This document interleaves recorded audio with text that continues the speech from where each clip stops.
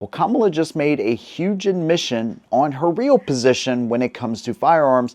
That's what we're going to talk about today. In a recent interview with Oprah, she actually took everybody by surprise, and I'm going to analyze exactly what she said because it's really all you need to know when it comes to her specific policies and how she feels about firearms in general. Now, I'm not only going to tell you that, I'm also going to tell you why I think she made these statements in the first place, and of course, we'll get all to that. Now, I'm going to leave you my strong opinion in this video, but I want to hear yours, no matter if you agree or disagree, because this video is for everybody. You need to watch it all the way till the end.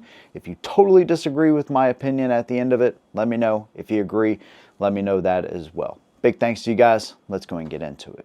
Now, in this recent kind of sit-down interview thing she had with Oprah, she had this to say specifically about her right to own a gun and her right to use that gun. You have guns. No, at the debate. I'm a gun owner. Tim Walz is a gun. I did not know that. If somebody breaks in my house, they're getting shot. Yes, I hear that. Now, what Kamala said here on the surface is not a bad thing. I think everybody has the right, every American has the right to protect themselves inside their homes and outside their homes, which is why I push for some of the things I do right here on this channel. But you need to look at it a little closer in context because what she says after is even more significant. I think for far too long on the issue of gun violence, some people have been pushing a really false choice to suggest you're either in favor of the Second Amendment or you want to take everyone's guns away. I'm in favor of the Second Amendment, and I'm in favor of assault weapons bans, universal background checks, red flag laws. And these are just... I did find it quite funny how the one dude is like, I don't know if I should laugh, cry, clap. I don't know if he was reading the wrong cue card, but he got a little nudge, you know, like, yeah, you're supposed to clap at this. Oh, yeah, there we go. I thought that was kind of funny. Now, fortunately, with Kamala, we know how she feels about things because she tends to repeat herself. So the whole line about it's a fallacy, essentially, that you either are a supporter of the Second Amendment or you want to take people's guns away is something she's used in the past. And keep communities safe, in particular from gun violence.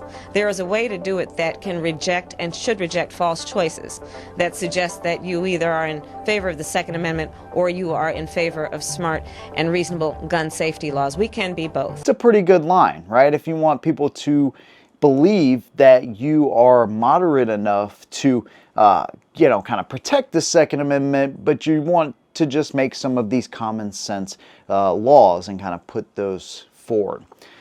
The biggest problem, what you'll see here, is the fact that in these two sentences, they actually contrast each other. Because in one, she's saying, I'm going to protect my home. If somebody comes in, you know, they're basically going to be eliminated.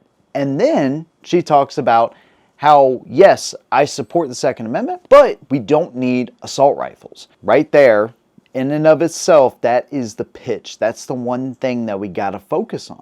Because how many people use these so-called assault rifles to protect their homes? We've seen example after example of people utilizing, whether it's the AR platform, the AK platform, or any of the hundreds of variants at this point of these platforms to protect their homes, to protect their property, whether you live in a rural area or you live in a big city. It doesn't matter. The AR platform is one that can be utilized by everybody to protect their homes. But what Kamala is saying is that she can protect her home, but you cannot. Now, does Kamala have an AR?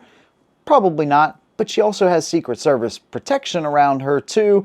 So you and I don't have that, right? So you have to utilize the best tool available in order to protect yourself and your family. And guess what? Those guys that work for the Secret Service, they're not all just carrying around pistols. SMGs are something that some of those guys use, and obviously it has to be kind of small enough to be tucked away on them and all of that kind of stuff. But anyways, they have access to firearms that you and me have to go through very special processes in order to even obtain.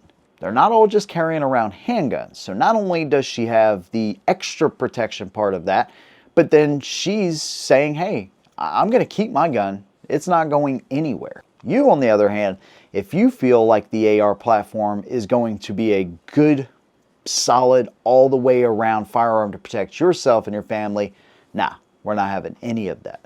You kind of see the problem here. Essentially, what's good for me is not good for thee. And essentially, when they talk about so-called assault rifles, what they're saying is these guns should be on the battlefield. They should not be on the streets of America. Well, we know that these guns are not on the battlefield, actually.